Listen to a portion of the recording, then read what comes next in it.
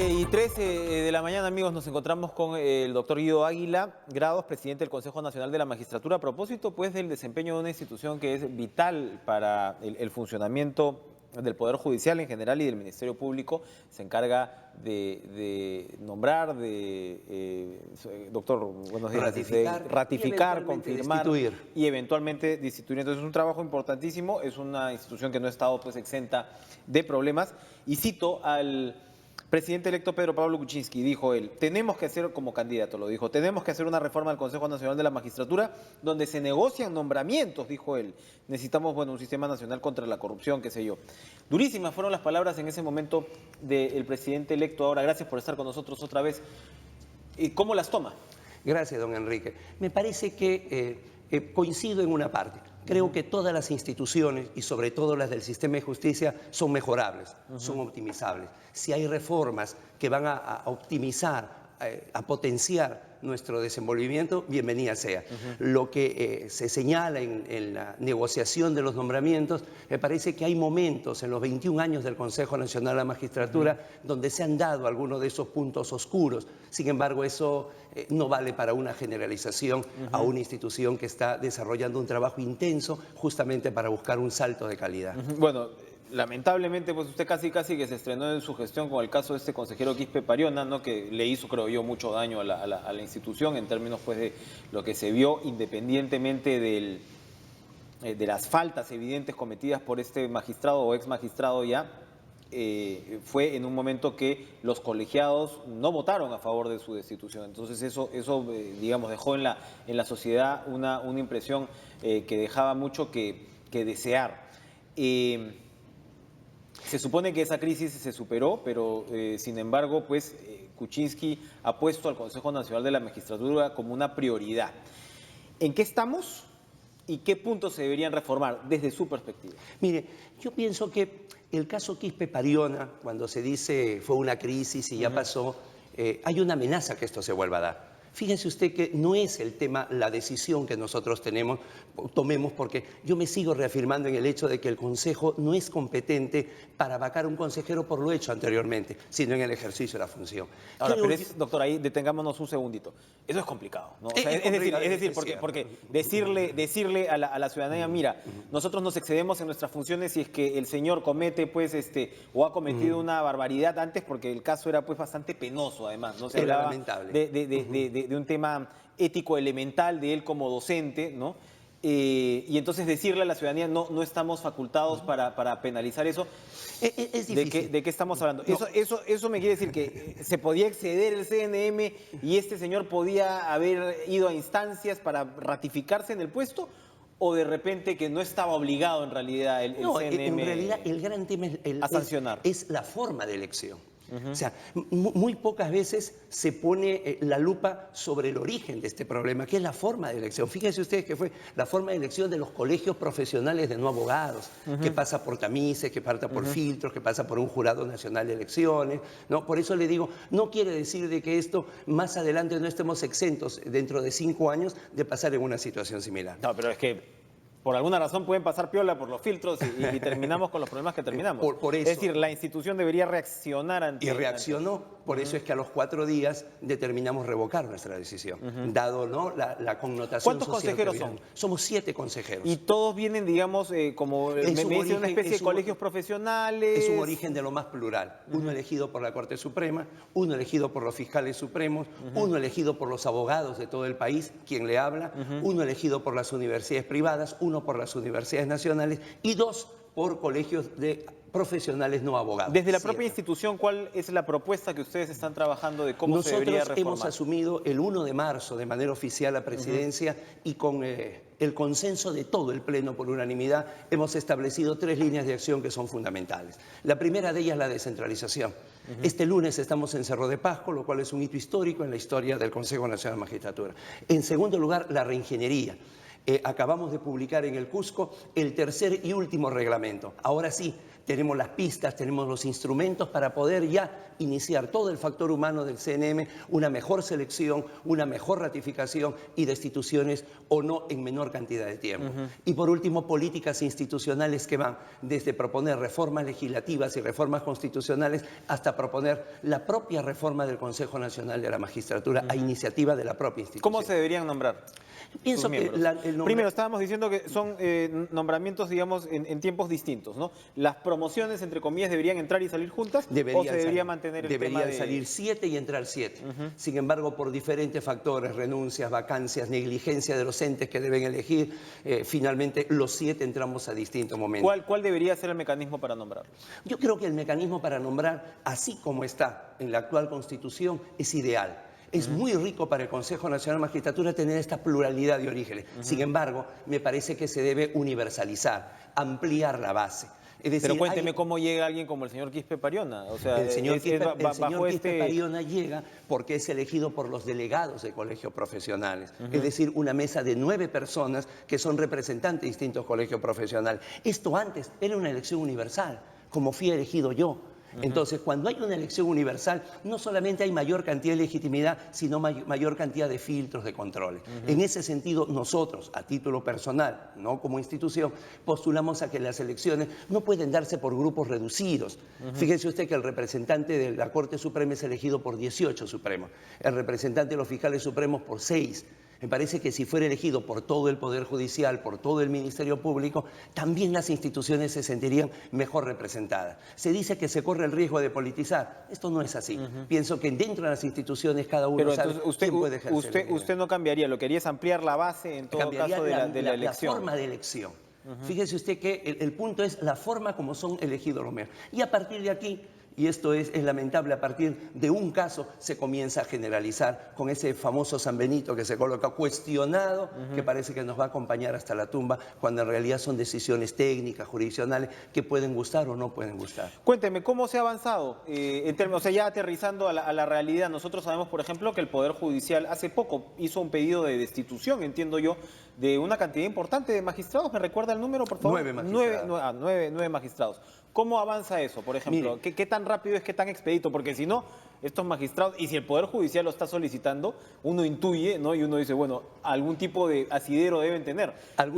Y si no, algún tipo. Algún tipo. A ver, cuénteme, a ver. Es decir, en el último año, de 15 destituciones pedidas, el Consejo Nacional de Magistratura ha destituido a 13, a uno consideró que no era destitución, sino sanción menor, y a uno absolvió. Esto es importante, es decir, a veces se dice, no, hemos pedido la destitución de 9 magistrados y se piensa que el Consejo Nacional de Magistratura es una mesa de partes para que a los 9 lo destituyan. No, nosotros empezamos un nuevo procedimiento donde se hace el uso de la palabra, el informe oral. ¿Cuánto tiempo toma ese procedimiento? Antes, nosotros nos hemos encontrado, don Enrique, con procesos de 2 y hasta 3 años. Con el nuevo reglamento aprobado ayer, dentro de 180 días el magistrado va a saber, y la ciudadanía también, si es destituido o queda dentro del Poder Judicial. 180 días. 180 días, como máximo. Ahora, lo que se sabe, pues, doctor Águila, es que la percepción ciudadana frente al Poder Judicial es bastante complicada. Digamos, la imagen de corrupción que prima sobre buena parte del Poder Judicial también lo es. Cuando estamos hablando de 9 o 12 o 13 magistrados, son casi pies de página. Si el Consejo Nacional de la Magistratura es sobre todo la institución encargada, tiene la ingrata tarea, si se quiere, ¿no?, de poder realmente ubicar, sancionar, limpiar al Poder Judicial de corrupción, ¿de qué cosa estamos hablando? O sea, deberían ser números mucho más significativos y deberíamos, pues, estar de repente recibiendo, pues, a nuevos magistrados probos con mayor frecuencia. Así es, don Enrique, como usted dice, no somos una institución para ser popular. Tenemos una labor delicada, complicada. Sin embargo, el diseño del sistema de justicia hace que el Consejo Nacional de Magistratura no sea competente para tomar, digamos, cartas en el asunto de un fiscal que se le ha encontrado en un acto de corrupción en Purús, en Ucayali. No, porque tanto el Ministerio Público como el Poder Judicial tienen sus propios órganos de control interno. A nosotros solamente nos llega el pedido de destitución y analizamos si además está bien esa evaluación. Por lo demás, son los propios órganos quienes controlan. Pero estos reglamentos nos permiten 2 cosas. Por un lado, respetar el debido procedimiento. Yo me he propuesto con nuestro Pleno que no vamos a perder un solo amparo presentado por algún magistrado, porque vamos a respetar todas sus garantías. Pero por otro lado, vamos a actuar con la firmeza de que si encontramos algún responsable, algún magistrado indigno de llevar la cinta y la medalla y el encargo de la magistratura, inmediatamente queda fuera del Poder Judicial o del Ministerio. Ahora, hay casos que han sido objeto de controversia. Por ejemplo, la investigación relacionada con el caso Sánchez Paredes con el fiscal de la Nación Peláez se archivó. ¿Por qué se archivó? ¿Por qué no se encontró? Muy bien, perfecto. Ahí el caso, en el caso del ex fiscal de la Nación, el doctor Peláez, son varios procedimientos disciplinarios. El más grave terminó 4 contra 2 porque había hoy una interpretación si realmente la remoción que se había realizado de determinados fiscales constituía o no constituía una cosa absolutamente interpretable. Todo lo demás, yo sé que hay un indicio, para la ciudadanía, para un grueso sector de la prensa, hay indicios más que suficientes. Realmente no se le encontró, don Enrique, una responsabilidad en ello como para que esto pueda significar su destitución. Cosa que sí ocurrió, por ejemplo, con Carlos Ramos Heredia. Así es. Ahora, por ejemplo, a otro nivel, los elementos cercanos a el señor Orellana. Usted mismo tuvo una controversia con su centro, ¿no?, de su instituto educativo. Usted, ya hemos hablado de ese tema aquí, pero sabemos pues que Orellana, digamos, extendió sus tentáculos por muchas partes. Y en el caso del señor Peláez, tenía a una persona muy cercana a Orellana como asesor principal. Ese tipo de situaciones, por ejemplo, no se sancionan adicionalmente. El señor Peláez sigue siendo fiscal supremo. Nosotros lo que se lo pregunto porque, sí, creo que es una pregunta válida en el sentido de, bueno, ir más allá un poquito de las formas y de... ¿no?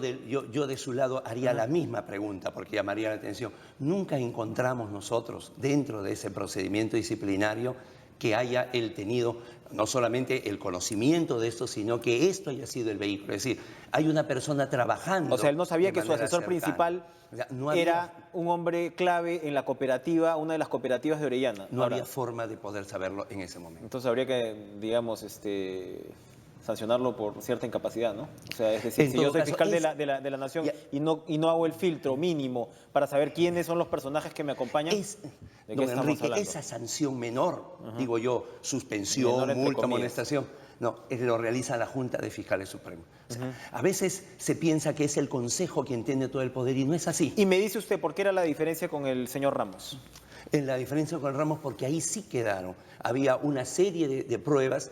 Para nosotros se hizo convicción también por mayoría, pero finalmente convicción fue 5 contra 1. Éramos 6 consejeros, sí había convicción de estas irregularidades, la remoción de fiscales sin mayor fundamentación, que es una cosa que definitivamente está sancionada, está condenada inclusive por la Corte Interamericana de Derechos Cuénteme Humanos. del desencuentro que hubo con la Fiscalía de la Nación en torno al fiscal Almanza y el caso Sánchez Paredes. Se suponía que se iba a poner a otro fiscal provincial, el señor Villalta, ¿no? Y se suponía que le tocaba de alguna manera asumir esa fiscalía provincial. Número 1, ¿por qué le tocaba asumir? Y número 2, así le tocara asumir, ¿no tendría que haber, digamos, un discernimiento para poder decir si un fiscal está a cargo de un caso importantísimo, se queda ahí, en lugar de entrar en este tipo otra vez de desencuentro? Le agradezco la pregunta, don Enrique, porque aquí hay un nudo innecesario. Primero, no hubo ningún tipo de desencuentro. Hay cierto sector de una prensa escrita, específicamente una revista mal informada, que definitivamente creyó que el Consejo Nacional de la Magistratura podía entrar. Nosotros solamente nombramos. Una vez que se hace el nombramiento, es el fiscal de la Nación. Yo lo nombro Enrique Chávez. Y de pronto está como fiscal encargado de un tema sensible la señorita Jennifer. Ya queda en el fiscal de la Nación que la mantenga hasta que termine por una cuestión de seguridad o que lo cambie inmediato. El Consejo Nacional de Magistratura no tiene absolutamente nada que ver. Ahora, había la posibilidad de nombrar al fiscal Almanza y algún otro fiscal producto de... que había candidatos en reserva para realizar un determinado nombramiento, pero según la normatividad no era posible. O sea, solamente se puede nombrar, esta es una decisión de este Pleno, antes han habido decisiones distintas, a mi criterio equivocadas, en la cual, muy bien, usted postula para Canal 7, pero, muy bien, puede ir a 7.3 y entonces se traslada. Con nosotros no. porque creemos en que la postulación tiene que ser a una plaza determinada. Pero se quedó el fiscal Almanza finalmente en ese caso. Pero esa es decisión del fiscal de la Nación. Jamás hubo ningún Ustedes no lo conminaron no, al en fiscal absoluto no podríamos hacerlo. de la Nación, No, porque no. se habló de una columna suya, incluso ustedes no había una combinación. La columna Expreso hablaba de lo que le he dicho. Como persona, no firmo como presidente del CNM. Pero usted es presidente del CNM. Como persona, mi desacuerdo en remover a los fiscales sin ninguna, simplemente por necesidad del cargo. Eso a mí me parece inconstitucional. Pero de allí a que se arme todo ese rompecabezas, ya es más mente de Harry Potter que una mente Pero jurídica. ¿reconocerá usted que la diferencia entre la opinión personal y alguien que ostenta una alta investidura es tenue, ¿no? O sea, está bien, don Enrique, ¿sí? Hay que reconocerlo. Ahora, terminamos con una pregunta. ¿Ustedes cómo van a establecer una línea de diálogo con el Ejecutivo entrante? Es decir, ¿cómo se reforma el Consejo Nacional de la Magistratura con lo que usted me está diciendo? ¿Esto pasa por el Congreso? Porque claro, ustedes son un organismo autónomo del Poder Judicial, pero un organismo autónomo. Entonces, siempre está todo el tema con reformas que tienen que ver con estas instituciones, el tema de la autonomía, ¿no? Y demás. ¿Cómo se reforma en este caso? ¿Cómo tener el concurso del Ejecutivo? ¿Cómo conversar, ¿no? hacia llegar a un buen puerto? De tres formas. Sí. La primera, con el absoluto respeto a la legalidad y a la constitucionalidad. Frases como que se vayan todos, desactivar, disolver, son frases antidemocráticas. ¿Ustedes van a demandar el respeto a su mandato? Solamente el respeto a la legalidad y a la constitucionalidad. Luego, en segundo lugar, es cierto, en sede congresal y también por iniciativa del Ejecutivo se pueden hacer todas las reformas que yo deseo. Nosotros seguimos en lo nuestro, que es trabajando. Y tercero, es el tema de los puentes de comunicación. Una vez entregadas las credenciales al presidente electo, vamos a pedir una visita para poder señalar cuál es la problemática del Consejo Nacional de Magistratura y establecer nuestros puntos de diálogo. Pero básicamente estamos hablando de un meollo en el Congreso, entonces, o sea, en términos legislativos. Sea reforma legal o constitucional, decide el Congreso de la República. Yo, presidente del Consejo Nacional de la Magistratura, gracias por estar con nosotros esta mañana, ha sido muy ilustrativo y estaremos pendientes pues de cómo se desarrollan estas conversaciones y estas líneas de comunicación. Gracias, don Enrique. Gracias.